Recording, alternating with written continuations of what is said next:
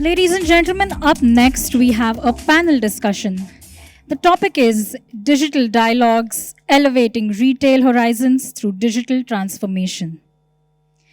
To moderate this panel, inviting on stage Mr. Puneet Mansukhani, Partner, Retail Digital Head Global Retail, Digital and Technology Transformation, KPMG. Let's put our hands together for Mr. Puneet Mansukhani. And now the panelists. Mr. Ajay Rao, Head RFID, Tablet, Government Business India and Subcontinent, Zebra Technologies. It appears Mr. Ajay Rao has not joined us this evening. Mr. Ashim Ashok Patil, MD and CEO, i-TEK RFID. Let's put our hands together and welcome Mr. Ashim Ashok Patil. Mr. Indresh Pradhan, CIO, Apparel Group India Private Limited.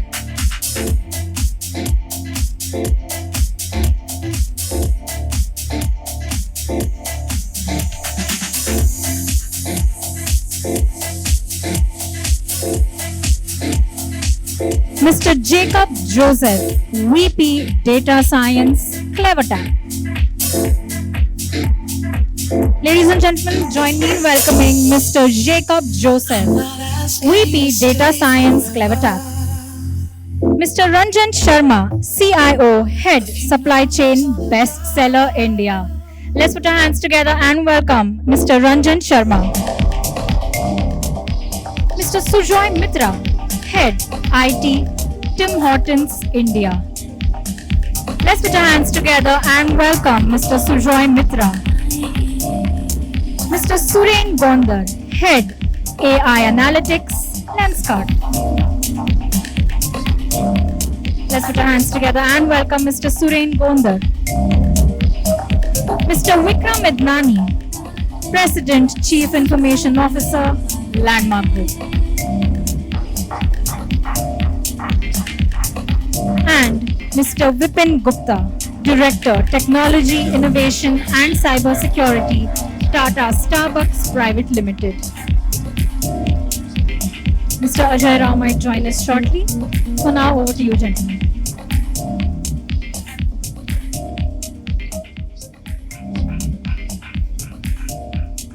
Good afternoon, everyone. I hope I'm audible, loud and clear. And this is a session a little after the lunch, and I'm hoping we'll keep this exciting enough and we'll have more people joining in. So I think we have a great panel over here.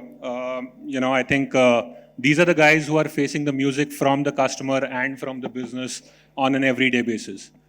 These are the people who typically will end up looking for a requirement or a problem statement which changes the next day. And they are solutioning it in the meantime.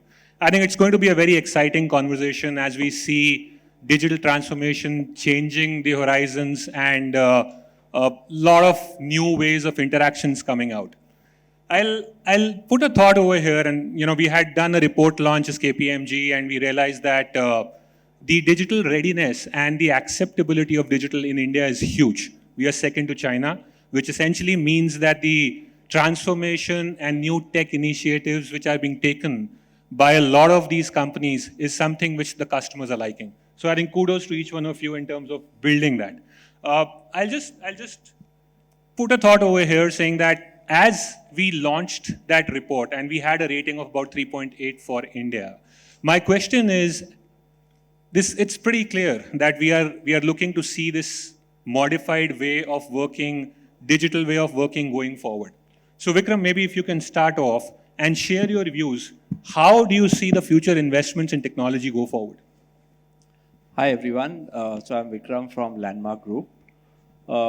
So I think, Puneet, if we just look at India as, the kind of growth that is expected in India over the next maybe decade or even longer, right? We're talking about being a $1 trillion economy in the next few years, right?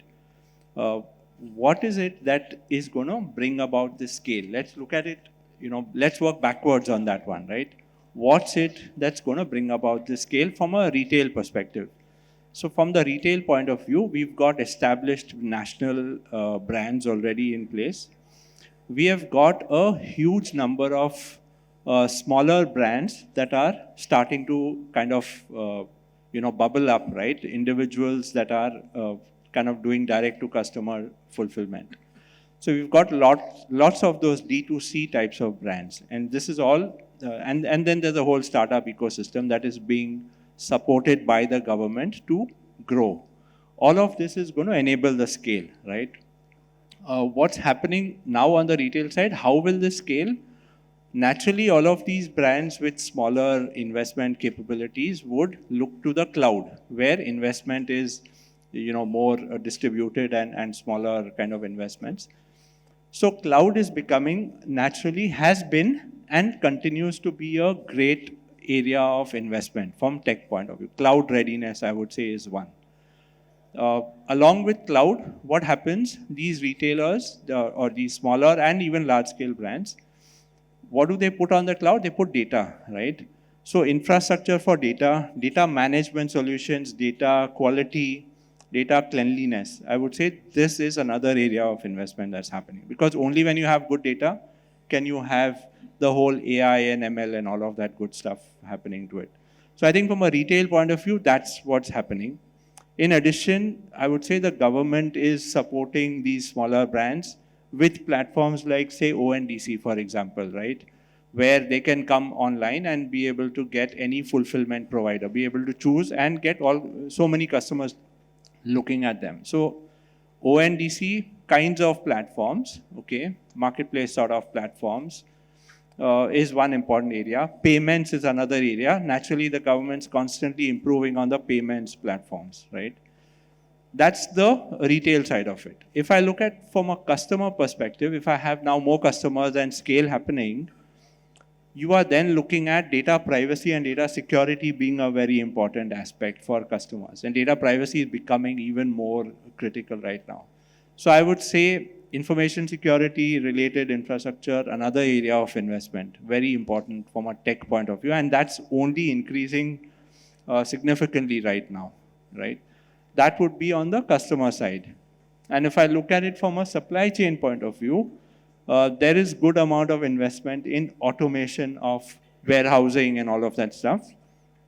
Warehousing and logistics, I would say these are two areas where, again, the smaller brands are able to take, say warehouses on rent, for example. So being able to invest in technology that can enable multiple providers to use their place, right? And have the technology to be able to give them the right amount of space, the right kind of visibility, the right kind of speed, efficiencies, etc. So I would say supply chain, that's an area, again, of investment. Yeah. So I would say broadly, retail, customer, and supply chain. If I break it up, that's how the investments would be really going. Yeah, so I think that's an interesting perspective. Now, I would like to turn around the same question to Ranjan. And want to understand from a multi-brand outlet perspective, how do you really see your investments are going in? I mean, do you really see that front-end solutions, front-end technology, hyper-personalization is leading towards more investment going into your business on a customer client perspective? Or do you see you are investing extensively on the core merchandise, automating the warehousing solutions? So I think I'll really want you to spend some thoughts on that. Yeah, thanks, Puneet. And I think there's no clear answer for this, because demarcation is not very, very clear according to me. The investments are happening on both sides, because you can't keep investing on the front end without strengthening your back end, because the back end is also becoming obsolete over a period of time. And you need to keep strengthening that to be able to suit your front end. So whatever you do, at the end of the day, the back end systems, which is your ERP, which could be your WMS systems, which could be your automation within the supply chain, because the customer need is changing. And they're always pushing you for that speed, that agility. And the way how the demand, they are becoming more demanding today is, they're pushing you to think beyond. And for that, what you have to do today is you have to stay a step ahead.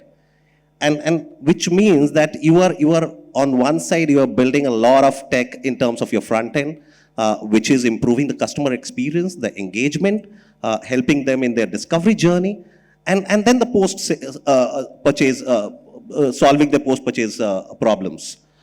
One is in that area, but then at the same time, there is a huge amount of investment which is happening again in the back end as well to be able to accommodate all of these changes and bring back, tie all of these dots together, because what's happening is when you're talking of this experience, the experience is not just driven by the marketing automation tools. The experience is not just driven by your personalization and your hyper-personalization or recommendation engines, or maybe your point of sale or your e-commerce. This has to become the DNA of the organization. And if you have to make this as a DNA of the organization, it has to seep into every function within the organization to be able to solve and be mindful of whatever they are doing, whatever processes they are building, across their entire tech stack, across their functions. Today, a finance guy or a supply chain guy can't stand up and say, whatever I do does not impact the customer. Or HR guy cannot stand up and say, whatever I do doesn't impact my customers, because whatever they are doing, for sure the supply chain guys have come to the front end, and they are highly integrated because of the delivery experiences that's happening, and they're working on a day-to-day basis. But a finance guy also are doing a lot of those stuffs that is impacting the customer experience. So which means that all of this has to seep and tie down to the finance processes, to the people processes, to the way how you hire people, to the way how you train people, because every day these new changes also needs to be communicated to your employees, to your people in the stores, and across the entire value chain. So the investment is happening on both the sides, and that's going to be the trend for a while. Thanks a lot.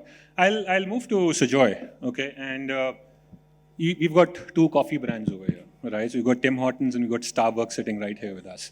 And you are the newer one in the block, right, Sujoy? So my question is that there is a lot of demand which the customer is wanting to put in terms of knowing them better, okay? And what I also want to understand, as you build technology to know your customer better, how would you manage the privacy concerns of the consumer? And do you think, because you're relatively new, you are thinking at the very onset to make sure that you do not cross the line? And maybe, Vipin, if you can draw the line somewhere as we move forward. So thanks, Puneet. So I guess, that's of course an interesting perspective. So the good part about F&B, let's put it this way, amongst the entire gamut of retail, is any and every order lands up in your point of sale. So it really doesn't matter whether the order has been pushed from your online channel or your offline channel. Everything has to be delivered from one area. So if you have the customer data, because of course when the order comes in from aggregators, you don't have the customer data, but otherwise you have, right? So you have the data, so to say. Now the question is, and then you can marry it with the products being sold and come up with personalization in terms of services that you want to put in and all of that. Now, let's look at it from a regulation standpoint. Right now, the government itself has come up with extremely stringent policies with respect to DLTs in terms of opt-ins, right? So that itself creates a boundary in how do you use the data, right? So that the first level of barrier, which is of course a good barrier. If you look at it from a customer's perspective, you know that you have the consent of the customers before you actually go out and approach the customer, right? Now, so while that barrier is there, now considering that you have the consent, then you play around with the association analysis to figure out whether it is a product level association analysis, whether it is a demography related association analysis, provided of course you have the demography in piece mapped to that customer.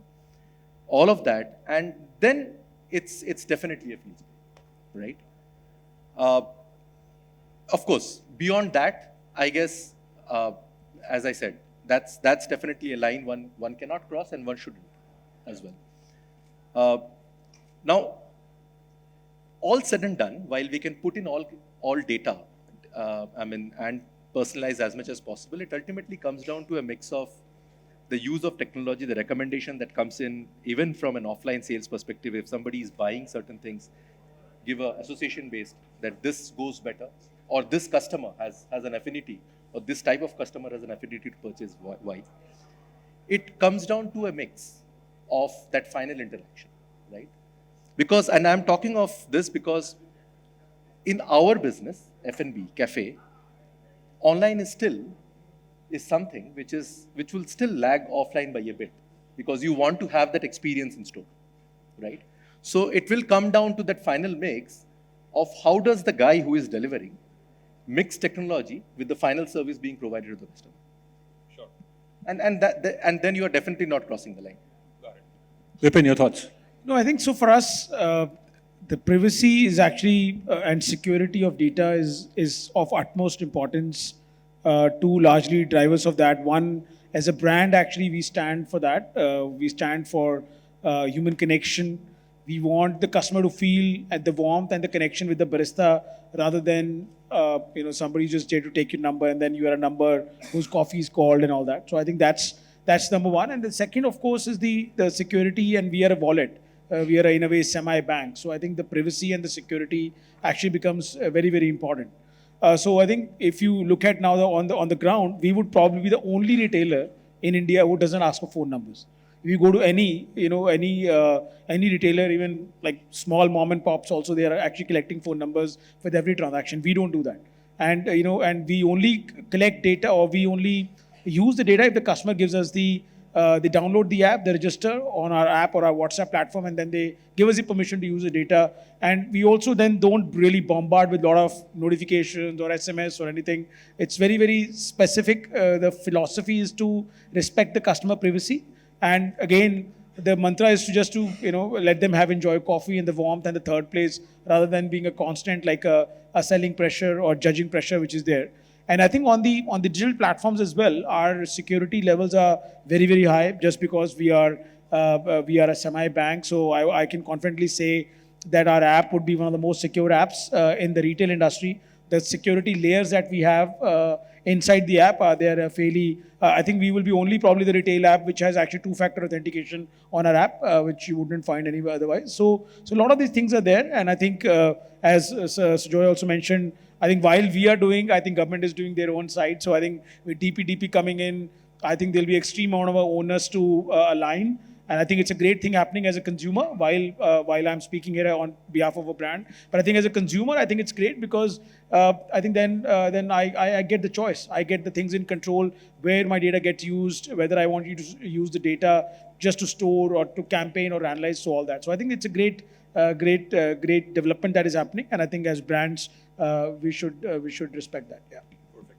So being with you, Vipin, I think we are still, as an industry, trying to demystify loyalty. Assets versus liability, or the way forward. Okay, and I think you guys have cracked it to a large extent. Okay, so I think it'll be very interesting to know the ethos of how this entire loyalty program came into being. What is that you're trying to do new in this entire thing? And I would like to have the other panel members also share their views on this, because I think this is a very important aspect of how retail is moving. I mean, one is you're trying to bring in the customer closer to you. Second is to also ensure that the customer remains with you as a loyal customer all through the cycle. Right. It's not about redeeming points and giving discounts, right? So I think I would really want to hear about this from you. Yeah, so loyalty, I think, so while I said all about in terms of privacy and security, end of the day, we are a business, we have to make profit, right? So we have to sell. I think loyalty, definitely, it started, I'm sure whenever it started in the US, the fundamental philosophy is to understand consumer behavior, to enable the services which are more and more personalized, and to enable that stickiness to the brand. As you can see, whenever you join a loyalty program, there is a birthday drink. With every certain orders, you get free points, and then those points get converted into free drinks. So again, I think the standard rules of loyalty doesn't change. Whichever any other brand will do, to increase stickiness, to increase frequency, to understand consumer behavior, to give you more, to generate more revenue. So I think that fundamental philosophies and principles don't change for Starbucks. I think the differentiating factor that comes, which is there, is that which I spoke just now, is that our, first of all, our loyalty at least in MBA days we used to hear Starbucks is very aspirational loyalty program which we have. I think there's a lot of value creation that happens for a consumer. When you join loyalty, whether it's your birthday drink, whether it's your the other offers that we give you. And of course, now as the new and newer technologies that are coming, we are actually using a lot of that data to then create more and more personalized experiences and for you for when you interact with us as a brand. So whenever you go and talk to barista, with your loyalty, we actually already publish the data in terms of your favorite order, your favorite store, your loyalty profile, and what kind of things, what kind of history do you have. On the app as well, we do a lot of that. We've actually integrated a lot of our app with ChatGPT as well. So a lot of our messaging that you see, with the welcome messaging, the barista nudging, the digital avatars of barista that are getting created on the app, a lot of that is, getting generated using the personalization and the loyalty data that we have. So end of the day, I think, as I said, the value creation is probably the differentiator that Starbucks has. Otherwise, everything else, I would say, is what our standard loyalty program will give. And the way we are now trying to differentiate, creating digital experiences based on those loyalty data that we have, I think is something I would say is very differentiating for us.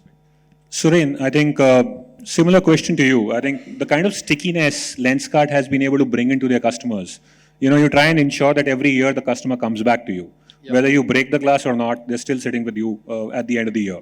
Yep. So how do you really run this magic? I mean, that's a problem that we look at, right? Because the frequency is something we try to reduce over time. Apart from the product initiatives, of course, bringing in innovation within the product that's out there, whether it be colors or new styles, there's also a certain level of loyalty that comes in, right? So again, I go back to saying the value creation is the most important thing, and that's when they come back. That's what we've noticed. So value creation is something we do by way of, let's say, cashback offers or giving them a BOGO offer based on their purchase history. So I think that's similar to what they experience in Starbucks there. Got it. And Indresh and Vikram, I think two of you have your parents sitting in Dubai. All right, so I would want to start with Indresh. I think you learn from them and avoid making those mistakes, or you prefer making those mistakes and then go back to them saying that you're not doing something right. And I'm still wanting to be on loyalty. So technically, if you ask me, India from e-com perspective is way ahead, compared to the Middle East, right? We are at least half a decade ahead when it comes to e-com infrastructure, right? And so there is something that India offers back to the GCC office, right? How we look at the e-com. So for example, the omni-channel network in India is far more superior, right? And that's the need of the market, right? Middle East is like a Dubai, right? You don't require omni-channel because nearly the same size of the population are the visitors, right? And nobody wants to go to Dubai and order something to their hotel. They want to walk into a mall, right? That's the culture of Dubai. That's why Dubai is built. It is exactly opposite in India, right? So in terms of ratio also, e-com is very, very high in India in terms of, the total revenue, right?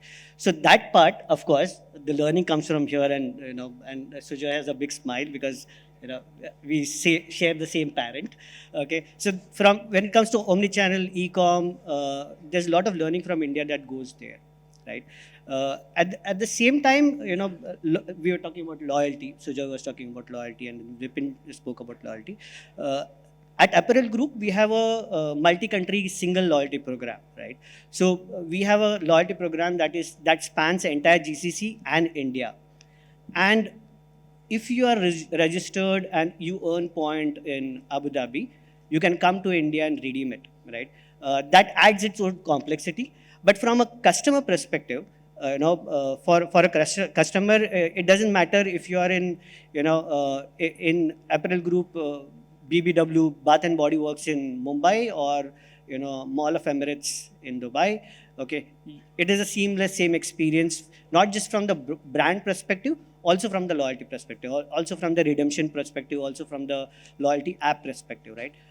That of course throws up a lot of challenges, but it's also an opportunity to show that you can have a multi-country successful loyalty program. Okay, coming to Vikram's point, India as a country is, the fact that our loyalty program it works and is appreciated means we are so tightly as a country, okay, now weaved into the global, tourism network or visitor network or whatever you want to call it, right? That is something that, we should be proud of, yeah. I'll just add to this whole loyalty discussion, right? And I think Vipin spoke about it, and we, spoke about value creation, right? I think that's, if I have to distinguish what has changed over loyalty programs over the last several years, is this thing about instant gratification, okay? So there were times in the past where I would keep earning loyalty points and I'd be told, you have 100 points, you have 200, you have 300. And in my head, I didn't know what 300 translate into when I actually go to make a purchase. But if you look at like a Starbucks, for example, you know that you're going to get a free drink after a certain period of time, right? That's one simple thing I've seen. For example, even when I look at a travel portal, which I, let's say, use more frequently, with every flight, for example, you get a message that you have earned X amount of rupees. And I know that when I do my next travel, I can redeem it right there. Okay, so it's small amounts, but instant gratification that's been provided, rather than keep saying you're collecting 20, 200 points, 300 points. I think that's the whole value creation bit, and making customer know that you can redeem it here and now. That's the whole point. Ranjan, would you like to add something on this? Yeah, I think from our perspective, our brands, if you look at our philosophy, we are not great fans of loyalty because we think the product is the biggest loyalty that can attract a customer from Bestseller. This is from our perspective. And we've always emphasized that way, saying if we have great products, let's make great products, great stores, let our customers come in. But I think that's been a philosophy for ages. Since the time we have we started operations in India or even in a global market, nowhere in the world we have loyalty.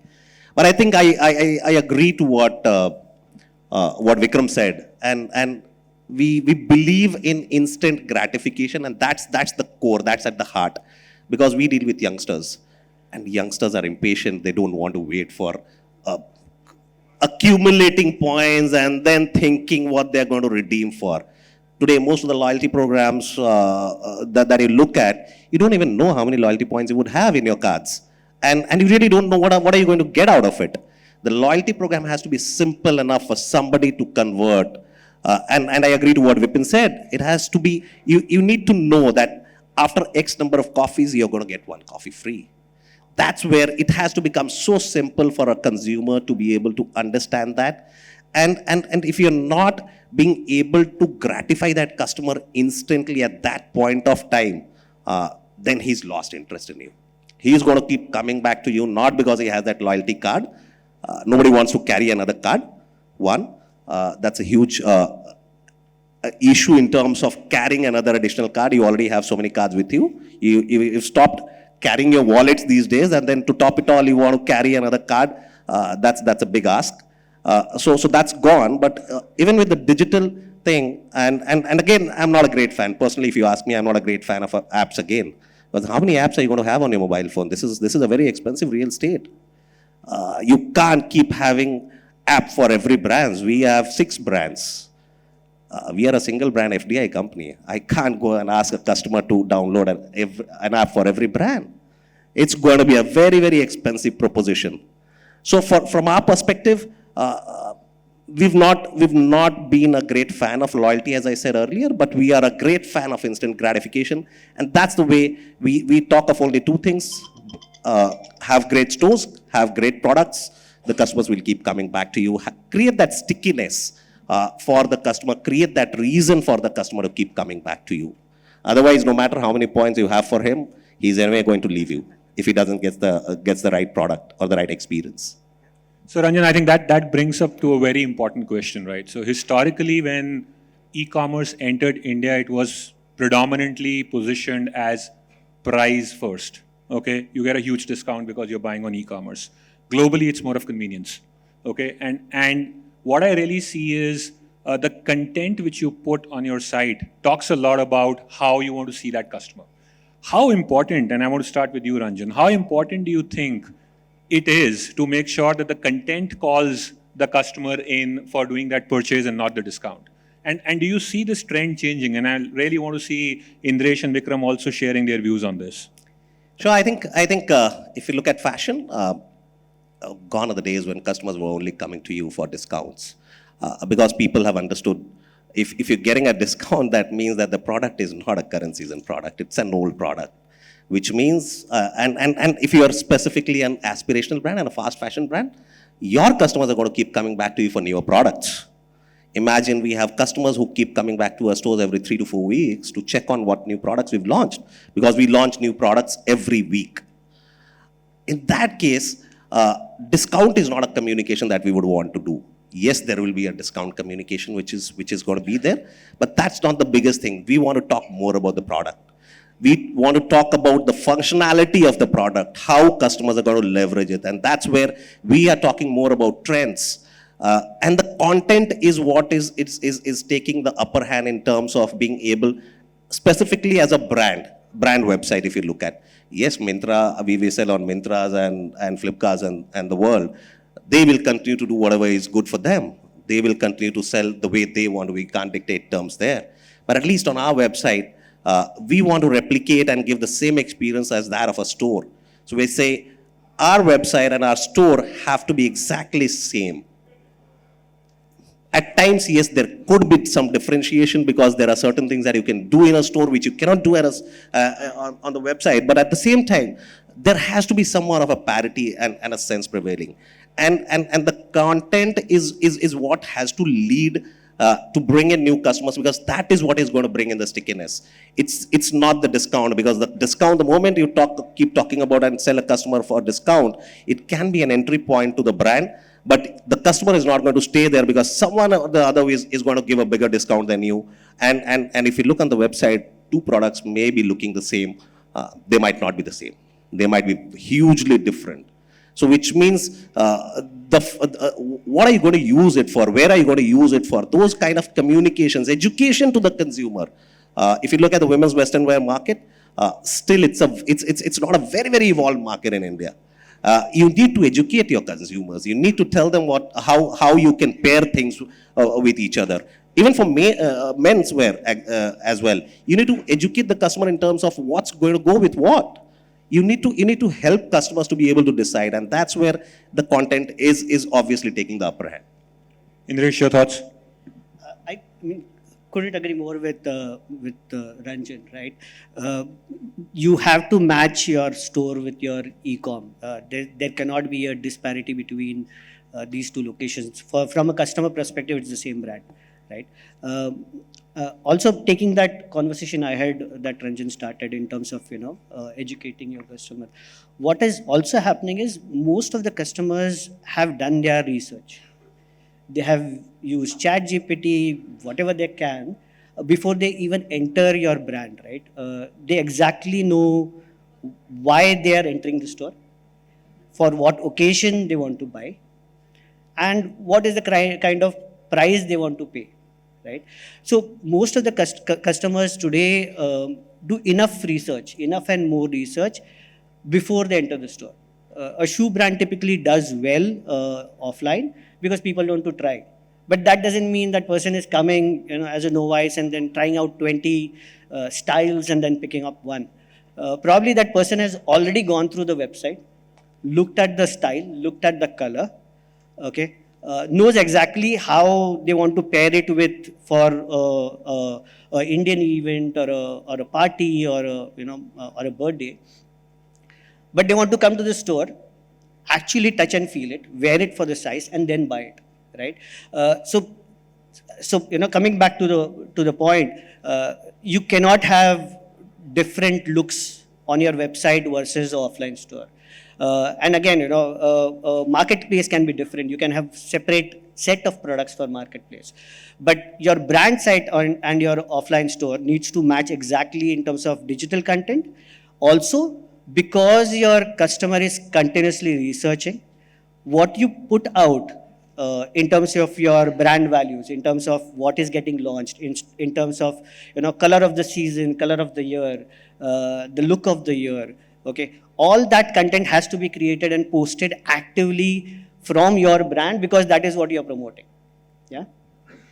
So I'm going to add to that. See, I think couldn't agree more, and I think Ranjan's covered pretty much a lot of the aspects of how content will lead the customer, right? I would add to that to say that first thing is look at yourself as a brand and say, are you a mass market brand or are you a luxury brand? Okay. If you have that clarity within yourself, and let's say you are a mass brand, right, which is going to deal with like a lot of the mid-level kind of customers, then price is very important. Okay, so we are a price-conscious economy in general, right? I think that's very important to know, especially when you're a mass market brand, which means price has to scream out to you. Product is absolutely important. Like that's the holy grail. I agree with Ranjan and Indresh on that. But price has to scream out somewhere or the other. So I think that's very critical. Another aspect which maybe a lot of retailers and marketplaces, from what I have seen and experienced myself, may not be doing a great job and are working on it now, is on your search. Okay, so when a customer comes to a website, and let's say I'm a regular user of that brand, okay, and I want a very specific purchase. Like let's say I'm a lady looking at, let's say I want a black formal top, a striped top, okay.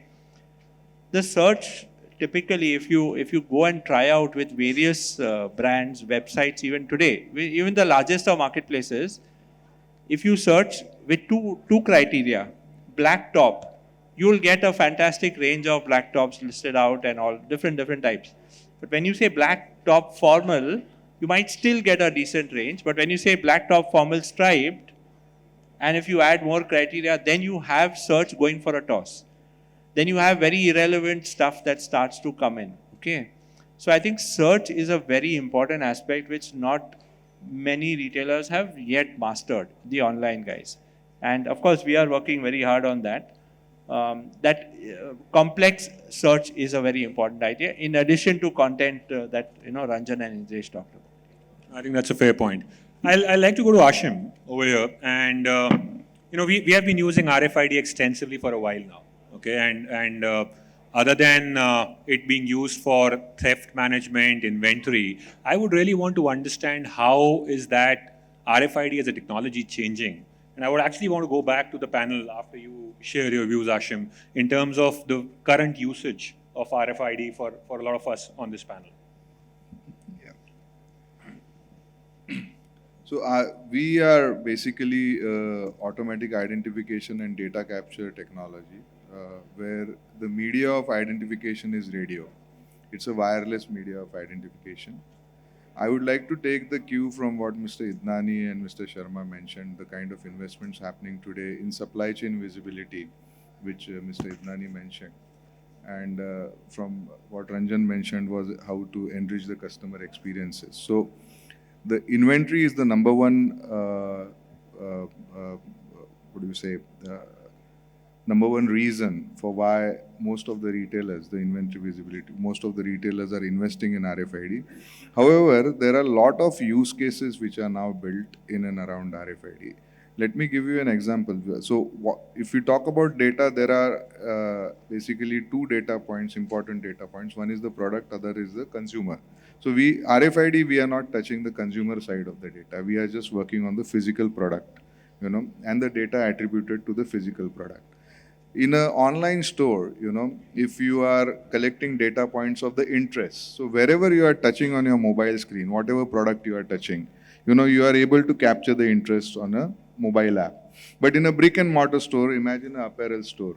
A customer is trying 4 outfits or 5 different outfits, but buying one or none. This data visibility today is not there.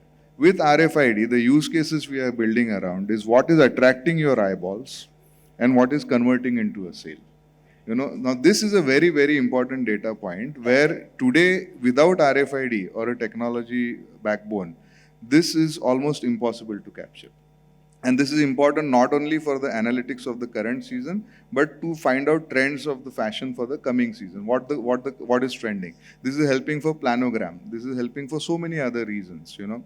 So many such analytics are being built now in and around RFID. It's not only the self-checkout systems or the upselling, cross-selling systems which are there, wherein, and what Mr. Idnani also mentioned was the search. Now, searching online is a different thing. But how many times have we seen that we have gone to a store, we are looking for a pair of denim which is 34 inches, we have one in our hand which is 32. Now in the system it is seen that the 34 is there, but you are not able to retrieve. You know, gratification to the customer is not always by giving him some cash discounts or whatever, but finding the product which is there available in your store in the quickest possible and the most efficient manner. So we, using RFID, we have something called as a Geiger search, where even if this pair of jeans is lying in your back of store in a carton, the device will guide it to you if it is lying somewhere in the back of the point of sale or in the fitting room. So these are the kind of use cases. So we are typically building these use cases in 3 buckets. One is how to enhance the operational efficiency. Second is how to optimize the cost. And third is how to enrich the customer experiences. I can quote with few more examples, but we have only 6 minutes, so I'll pause here. So Thank you for asking me this question. Adding to that, you know, I just have a point of view. Now, if you look at e-commerce and making it really successful, you need to have a very strong visibility of the inventory to make sure that the customer remains happy. Do you see that RFID is really helping you ensure that inventory visibility online exists? Any of you guys, I mean, Indresh, yourself, Ranjan, because this is something which is imperative. End of the day, I'm trying to find customers for him. So, so what I want to know is whether it helps or not, and whether you guys are really looking at it in the same way. So let me take this up. I think RFID, if you start looking at that, and RFID as a technology has been there for ages. Why was the adoption not so high? Because earlier we were looking at RFID more from solving a supply chain problem or solving an inventory problem. And the ROI could never be calculated because there was never a payback period. The moment you topped it with the customer experience, the moment you added that layer into it, that's when RFID started making more sense. That's when RFID, in terms of making the product being available, the transparency, the accuracy of the inventory became much more. Because how many times have we gone to a store and you keep sending thousands and thousands of pieces of store without even realizing that more than 50% or 60% of that is lying in your back store, which is not even exposed to the consumer. And what is the biggest mantra for retail? जो दिखता वही बिकता है. तो जो दिख ही नहीं रहा तो बिकेगा कैसे? बैक स्टोर में रखने के लिए थोड़ी माल भेज रहे हैं. So how do you solve that problem? That was the biggest use case that we saw. Ensuring that the product, every product that's there in the store, making that available on the shop floor, was giving us a jump in terms of our sales. That was the biggest payback for us. There are many more use cases. So the inventory accuracy, the same thing, we turned it, we flipped it on the other way, trying to ensure many more things. And then connecting it to the customer experience at the store, which could be many ways, like Asim said. So I think in the interest of time, I'll not talk too much about it. We can have a long discussion around this. This is a huge subject, actually. So I want to touch upon another subject which can take another hour, but I think we'll have to, Jacob, it's for you. We'll have to try to bring it down to about 2 minutes or so. But, you know, I was in NRF about a month back, and we were talking about GenAI, okay? And that's going to be the topic of conversation which they feel will exist next year. At the same point in time, a lot of CIOs and CEOs were doubting the capability of their own data, right? So I really want to understand from you, which essentially also means that we cannot apply GenAI on a platform, right? It has to be driven down to a business function, right? I would really want to understand from you, where do you think GenAI is being used for you guys at CleverTap? Okay, so one question for the audience. ChatGPT, everyone has used. I mean, no question about it, at least in this audience. ChatGPT is a form of large language model. Now, about 2 decades back, there was the first LLM model, which every one of you have used. Any guesses which one? Some guesses. 2 decades back. No? Google Translate. So that was the first LLM, and every one of us have used. It's being so what was it trying to solve? The translation problem, right? And it increased the productivity like anything, right? So easy to translate some of the stuff. So similarly, you can't assume that, okay, there is some Gen AI which is hyped, and now let's, go across our, functions and just adopt it. You have to start with the problem statement. The problems can be solved with a simple SQL query, right? Or just summary statistics, or traditional AI, not necessarily Gen AI, but start with the problem statement. So for us, one of the problem statements was, okay, how do I do content creation on the fly? So what Vikram mentioned about the frame, the messaging thing, right? That how do I give instant gratification? Instead of saying 300 points, can I say 300 rupees off, right? So this is what is called the framing effect. So how do I frame the same thing, but in the manner that the customer likes? So we released something which is on the content creation side, but emotionally resonant with the user, right? So like 50% off on shoes, offer ends tonight. Or the same example, hooray, you have won a coupon, click to claim. Same messaging, but different style of saying. Content creators, I was in talks with some of the guys, they were creating 60 creatives on a daily basis. So things which were taking days and hours, now they can generate in minutes. Then again, on the documentation, right? No one finds it interesting to read documentation and play with your platform. So we have enabled that, wherein you converse with the documents and get to the answer in minutes rather than spend hours on that. So start with the problem statement and start with a small problem statement, right? So for example, in the documentation part, we were targeting 15 to 20% of our customer tickets, which were very basic in nature. And then we will build on top of that why don't you converse with your own data rather than just the documentation which is publicly available. So I think the key over there is start with problem statements rather than the solution.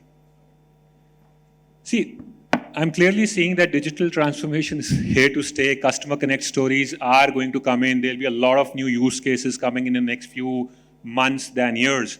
And that has also seen the entire SI journey getting evolved. Okay, I think from an implementer, they have to move towards a co-creator. Okay, I really want to spend 30 seconds, each one of you, Vipin, starting from you, in terms of what do you see as the role? Keep it to 30 seconds, all of you. I mean, how is that you see the role of an SI evolving from an implementer to a co-creator? Absolutely. I think SI and this debate has been there for long in terms of how, and there is a need for SIs to take that whole advisor, co-creator role. But I'm not sure if where they've landed because I think personally I've actually experienced more like I think we're better off than having more like an internal sort of a layer which actually does a lot of that thinking and execution, and then have the SI does a lot of the execution work. But yeah, definitely I think the farther they can come along the value chain in terms of ideation, architecture, taking an advisor rather than a pure execution, just like an implementer role, I think the better organizations would be. Taking up from Vipin, right? So we expect the SI to understand DNA of our brand, right? So like Ranjan said right in the beginning, right? The supply chain guy is a customer-facing guy, right? And the same philosophy applies to the SI also. We expect the SI to know the DNA of the brand that you are working with, right? As long as you understand the DNA, you understand the culture, you understand my end customer, the SI will do a great job. Otherwise, it will be just an implementation partner, like a tech partner, which in today's day doesn't work. Yeah, I'd agree that an SI typically can bring in a lot of knowledge from across their various, other geographies that they work in. So we would look at SIs from an advisory point of view, give us as many use cases, how they've implemented elsewhere. And as Vipin said, I think, at the end of the day, if you try to co-create, there's always this challenge of IP, intellectual property. Then that you're coming up with a methodology, your fantastic thing. So who's going to own that? So I would say that I'm very much aligned with what Vipin is in fact saying, that the whole thinking bit the whole creation of the product should happen inside, taking input from the co-creator, from the implementer, and then use them as hands and feet because they have the resources to do it. I would probably add something slightly different, and I would say more than co-creating, as a brand, we can get a little nearsighted about our problems and our solutions that we look at. So I think SIs are probably in a unique place to say have talked to several brands, understand the ways of solutioning around the globe, and then they become a conduit to suggesting and carrying these solutions with them. So I think they're in a unique position to more than co-create, but also be a catalyst for digital transformation across the various brands. So I guess I'll completely agree with what Vipin said there. The solution should be done internally. What's the, how it should look like. While I guess what really works is if the SI is technically sound with respect to exactly the technology that you are using in rolling out the solution. And if they understand your language in terms of what are you trying to achieve, then it really helps. Because one of the biggest problems in our industry, IT as an industry, is you have a solution in the product and yet you customize the solution. Okay? It leads, over a period of time, this leads to huge problems in scaling up. Okay? So if the SI is extremely knowledgeable in that area from a technical standpoint and understands the solution that you are trying to build and offer alternatives rather than customizing everything, I think that's a brilliant way of co-creation. I think, Puneet, from my perspective, the way how I look at it is the SIs who have niche areas that they work in, specialized, have deep knowledge about a subject, that's a unique place to do co-creation. Because then you are marrying the two organizations with different skill sets and different needs. So we as an organization, as a business organization, we will have different skill sets that will be available with us. And then the SI comes into the picture with bringing in the other skill sets which are a gap for us. And then the two come together to be able to co-create. That's a unique position to do that. And that's something that one has to invest in time into understanding which SI can work in which areas and how. I think when we deal with our customers, they don't look as just as vendors, but more as consultants. And what are the best practices that we can come up for their company, considering the vertical, various other companies in the vertical that we work in. And that's the expectation of a consultant rather than just a vendor. So every system is a subsystem of a larger system. So we are a RFID system integrator, and as a SI, I think everybody has got their own domain, and the success for any system or any solution is the way it is getting conceptualized. So only if the SIs are considered as partners, and which most of our customers or technology investors are doing so, I think the conception will be great, and if the conception is well done, it will definitely lead to success. Thanks, everyone. I think one important thing, transformation is here to stay, digital is here to stay, customers are very demanding and they have their hands full. It's pretty evident. I'd like to thank everyone for being a part of this panel, and thanks a lot for you guys who could hear this invaluable inputs from these guys. Thank you. Thanks again.